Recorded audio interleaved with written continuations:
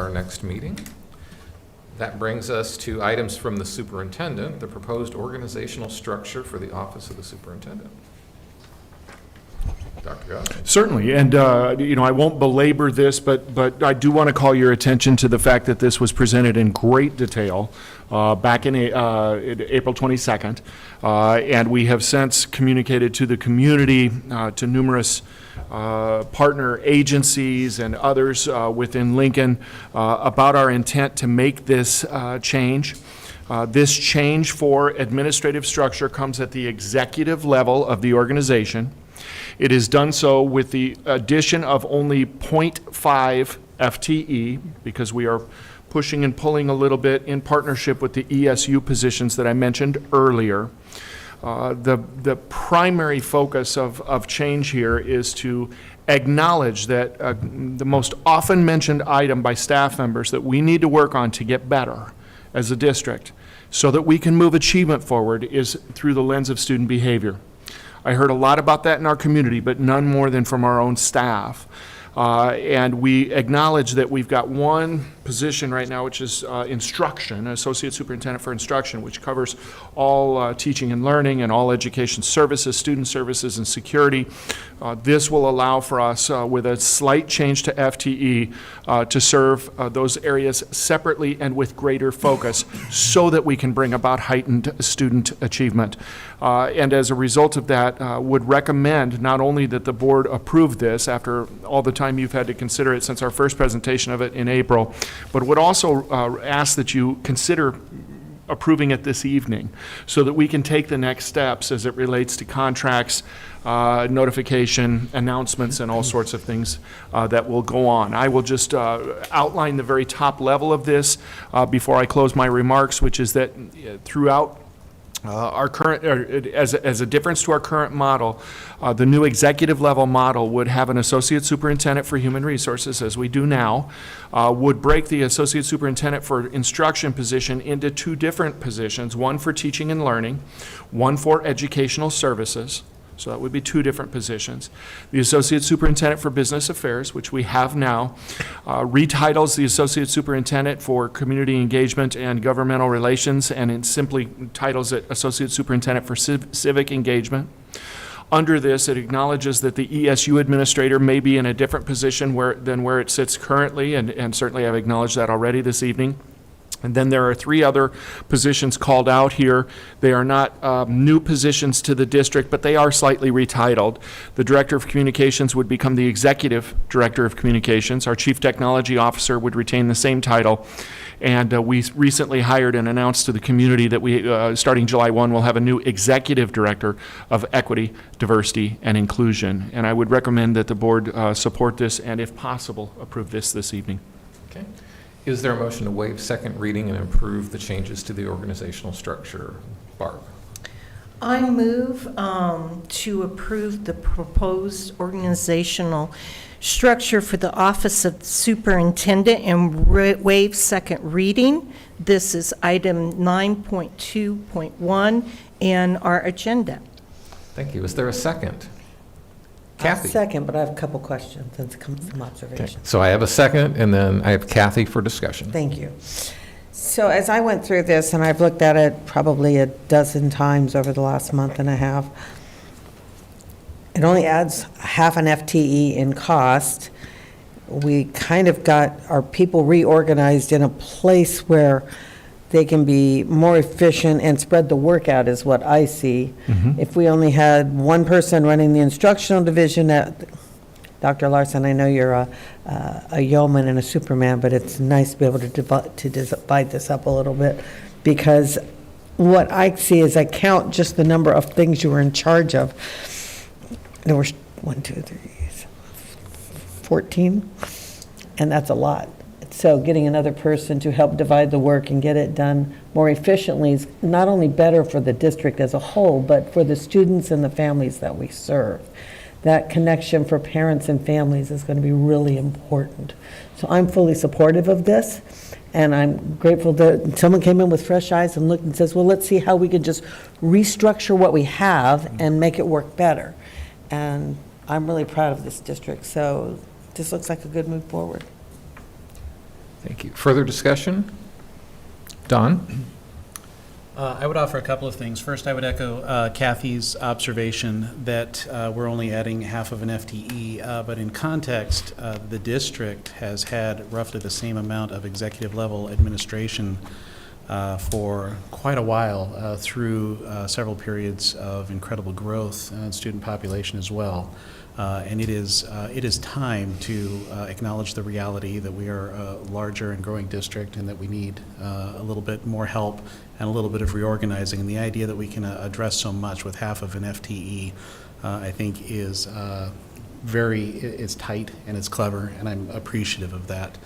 I have been thinking for literally decades that instruction needed to be split apart, not as an indictment on anyone in that chair. Those people have all been heroes, as Kathy said, but it's just too much.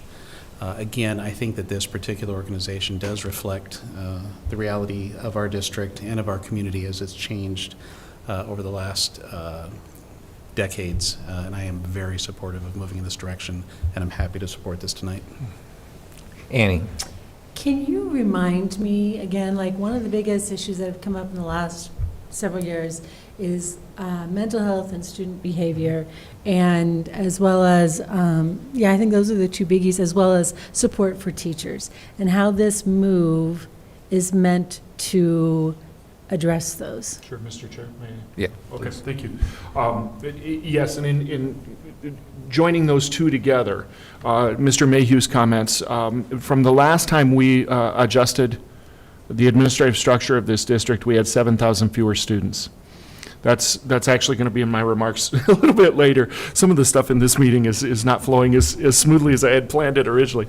But if you think about a 7,000 student district, that's larger than most all of the districts in the state of Nebraska, with only a half of FTE change.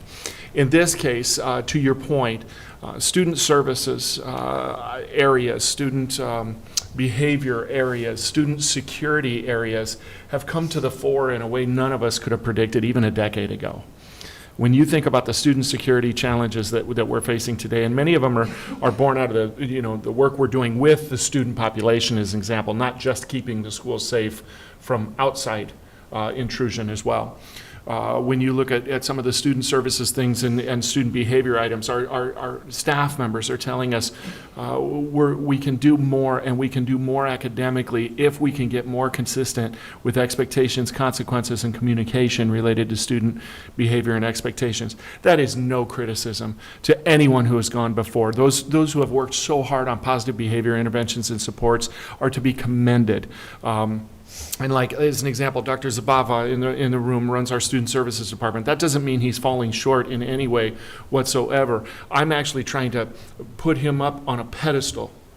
Well, okay, no, I'm not going to do that. But to lift his area with some greater attention, because we have got to get behavior in check so that we can get instruction to be a central focus of our communication. And you hit the nail on the head with mental health and mental health services and supports.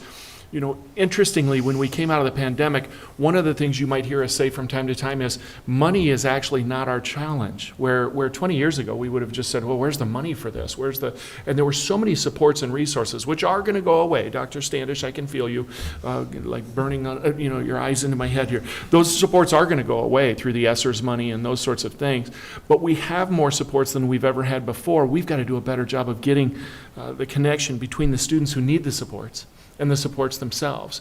And so, to me, separating this position so that we really have that one area of focus, but it's all under the Department of Instruction, will allow us to achieve this, I think, in better ways for more efficient, more focused service to students who need it.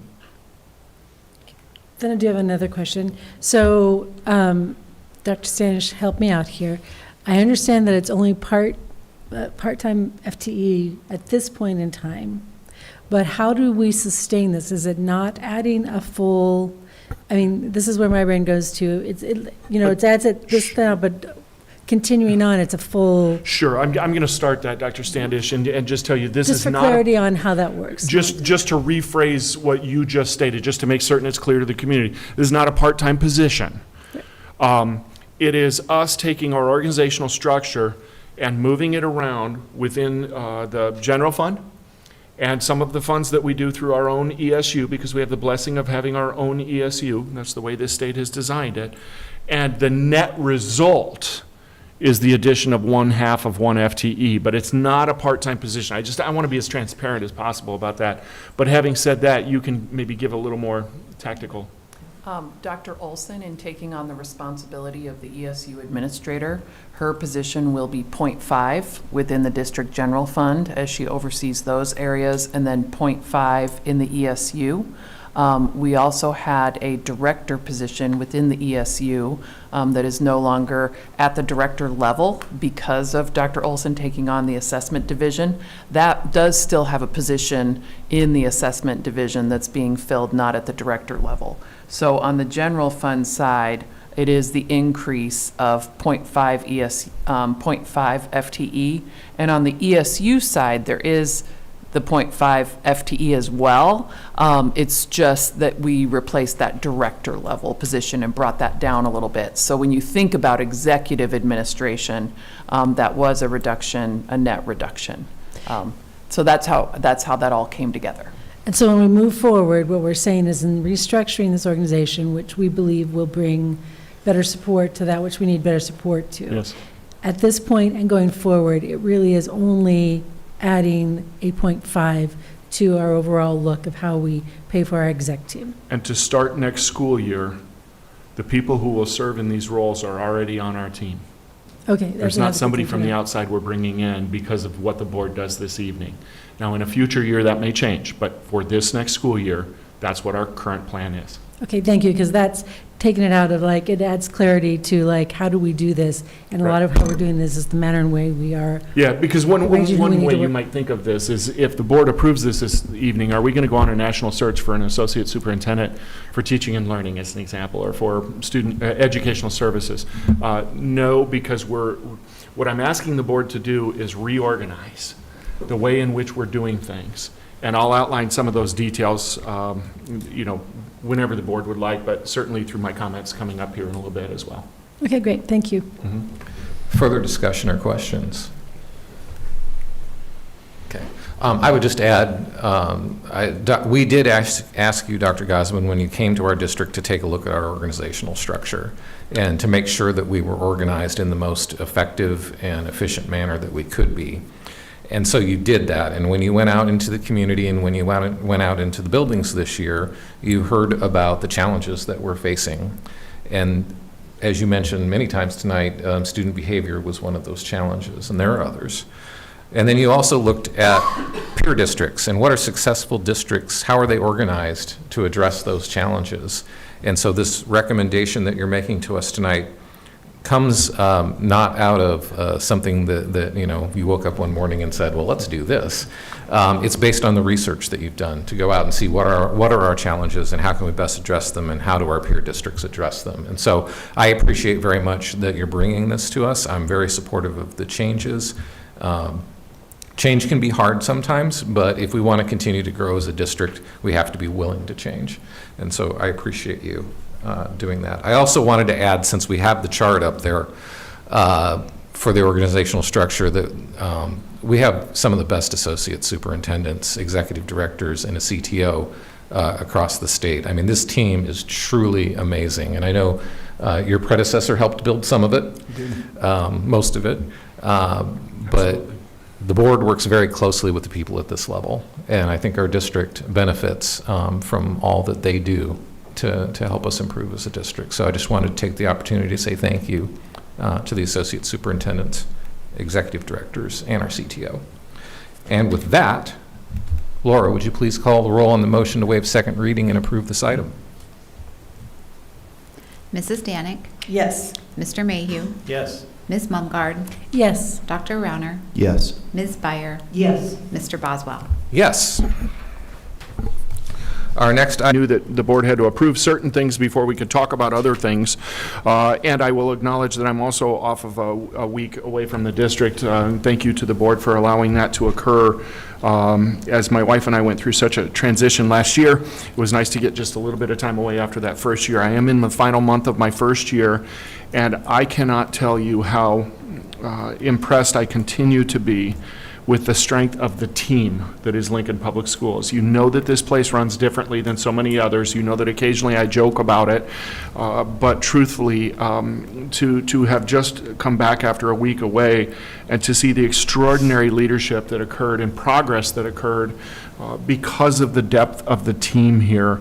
I want to start the report, I guess, in the last month of my first year by just thanking my colleagues here. This district really has 4 or 5 or maybe 6 superintendents. You know, if you think about the executive team and the way that it works, I am so honored to work with someone of the caliber of Dr. Price, the work she's doing in human resources. I'm not sure there's anything you could ask her to do that she wouldn't figure out how to make it work.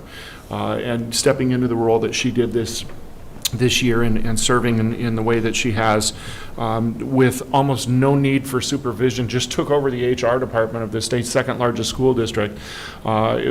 Just so admirable. You know, I was at the chamber this morning with Dr. Standish and Dr. Neal, and to see former senators who still look up to Dr. Standish as the expert in education, particularly education legislation, education funding, particularly legislation, in the state of Nebraska, and thank her for not only what she knows, but for her willingness to share it in such a way that regular people understand it. And it is such a great teacher on top of it. You just don't get that very often, to have someone who's the numbers nerd, but can talk to regular people. And we're so blessed to have that. You know, Dr. Neal, I mentioned, because he also was at that chamber meeting, is so respected, and Colby mentioned him.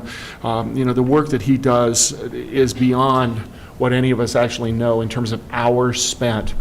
And as those legislators come out in the rotunda and look for him, because they need some information.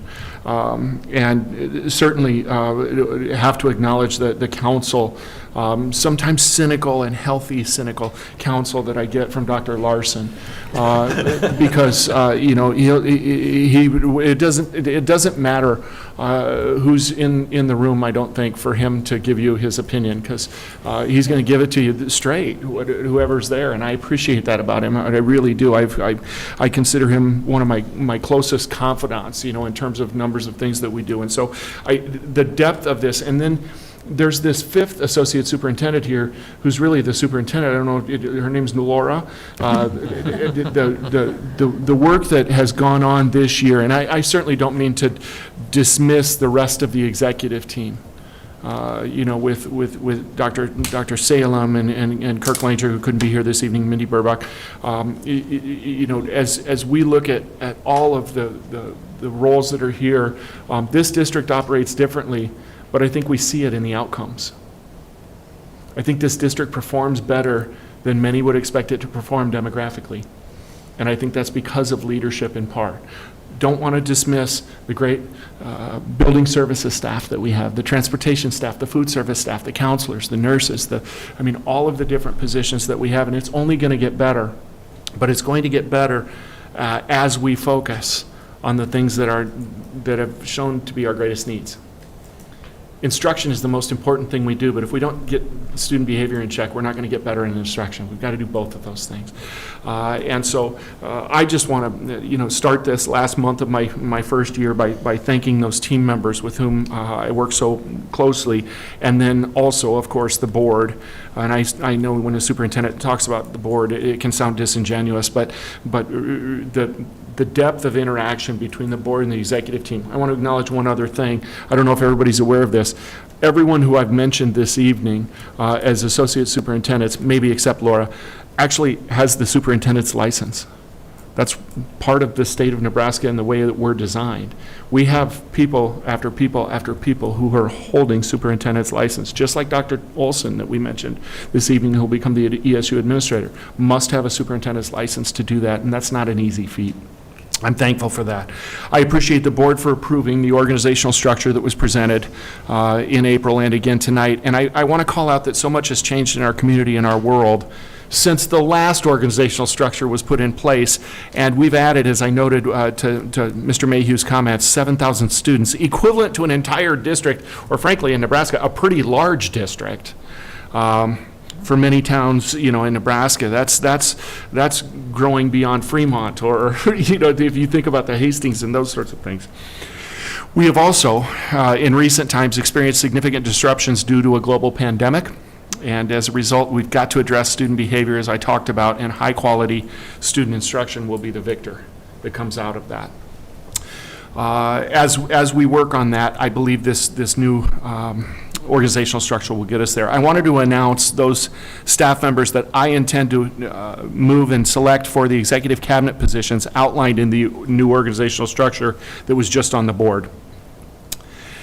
As we move forward from here, as part of the instructional division, Dr. Larson will stay with us an additional year. I'm thankful for that. And become the Associate Superintendent for Educational Services. Dr. Larson will oversee student services, early childhood, special education, federal programs and grants, health services, and security. It's just going to feel like a walk in the park, isn't it? Because there's nothing on that list right there, right? There's a lot of stuff to do. But that security is a move, by the way, from business affairs as we work to reorganize just a little bit. And so I'm thankful that Dr. Larson will serve in that role. Dr. Sarah Salem will serve as a new, and this is the only time that I'll say that, new Associate Superintendent for Teaching and Learning. In her role as the Associate Superintendent for Teaching and Learning, Dr. Salem will oversee continuous improvement, professional learning, curriculum instruction and assessment, elementary education, secondary education, focus programs, and library services. That's a heavy lift as well. Under the new organizational structure, assessment will join, as we mentioned earlier, with curriculum and instruction. Dr. Takako Olson's title will change to Director of Curriculum, Instruction, and Assessment. And in addition, after we get through with the ESU work, the LPS board and ESU board will consider tonight the contract for Dr. Olson as the next ESU 18 administrator. We will shorten the Associate Superintendent for General Administration and Governmental Relations title. We will not shorten the person, just the title. Dr. John Neal's new title will be Associate Superintendent for Civic Engagement. He ensures us this will better capture his role at LPS and make it easier for him to print business cards. The new organizational structure also clarifies administrators that serve on the executive cabinet by changing the titles of the communications and equity, diversity, and inclusion positions. Brittany Hodges-Bolkovec will join LPS as the executive director of equity, diversity, and inclusion starting July 1. And Mindy Burbach's title will change to Executive Director of Communications at that time as well. Not changing, but I want to mention that the Executive Cabinet will also, of course, include Associate Superintendent for Business Affairs, Dr. Standish, and Associate Superintendent for Human Resources, Dr. Price, Dr. Olson, who I mentioned for Curriculum Instruction Assessment and the ESU, Mindy Burbach, and then Chief Technology Officer Kirk Langer. So I wanted to make sure that I've mentioned all of those positions. Moving on to graduation, because that was a glorious weekend. As you saw in our Glimpses video, we had amazing student speakers at our graduation ceremonies. Lincoln does the graduation and commencement ceremonies right. I've been involved in those in numerous districts, and boy, do they do it right. There's a lot of them. I was so excited to celebrate with our graduate staff, families, and communities as the class of 2023 received their hard-earned diploma. I had the honor of shaking approximately 3,300 hands. I used sanitizer, I want you to know that, as the graduates walked across the stage. Also want to acknowledge that just because it's summertime doesn't mean our learning has stopped. Approximately 2,600 high school students are attending classes this summer to get a jump start on their learning for next year. We also have classes going on for middle and elementary students all summer long. We also have numerous music camps, tech camps, athletic camps, along with summer reading programs in our school libraries. And students aren't the only ones who are busy this summer. We have staff professional development happening all over our school district. One of those being last Thursday and Friday. I'm so sorry I had to miss it, when approximately 500 educators from the Lincoln Public Schools and other districts from across Nebraska attended the Supporting Positive Behavior Conference at Lincoln Southwest High School. Participants heard from national and local speakers and received training on supporting positive behavior and promoting equitable outcomes for all students. This year's speakers included a Division I athlete with autism who was the first to play college basketball, an award-winning author, a national trainer on restorative practices, and our own Dr. Matt Larson, LPS Associate Superintendent for Instruction, who I continue to hear from multiple staff members was the best speaker of the two-day training. And he's nodding like, yeah, I know I was. So that's good. As we transition now, I'm really excited to be back and to dig in and work forward. Let's talk just a moment about the budget. Dr. Standish and her team are busy putting on the final touches on the proposed preliminary budget, and there will be many opportunities for the community to provide feedback on the budget. I was amazed at that last year. I'm sure I will be again this year at the way in which this team works to engage the community. We have a work session scheduled on June 27th where the proposed preliminary budget will be presented to the board and community. Please mark your calendars so that you can join us for that if that's something of interest to you. And then we will hold several community forums so that we can get more input from the community and answer any questions community members may have. We hope that everyone takes advantage of all of these opportunities to engage with the staff and with the board. And thank you for a little extended report tonight, but I appreciate the opportunity to share those items with you. Thank you, Dr. Gosman. Colleagues, I would just note that the personnel changes that Dr. Gosman just mentioned with respect to the organizational chart change that we approved earlier will come to us on our board agenda at our next meeting. And so those changes will be voted on by us at that time. I was simply stating my recommendations. Thank you for that. Good, and as far as I'm concerned, those are very good recommendations. Are there any questions for Dr. Gosman on his update? Seeing none, that takes us down to announcements of upcoming events for the board. On June 15th,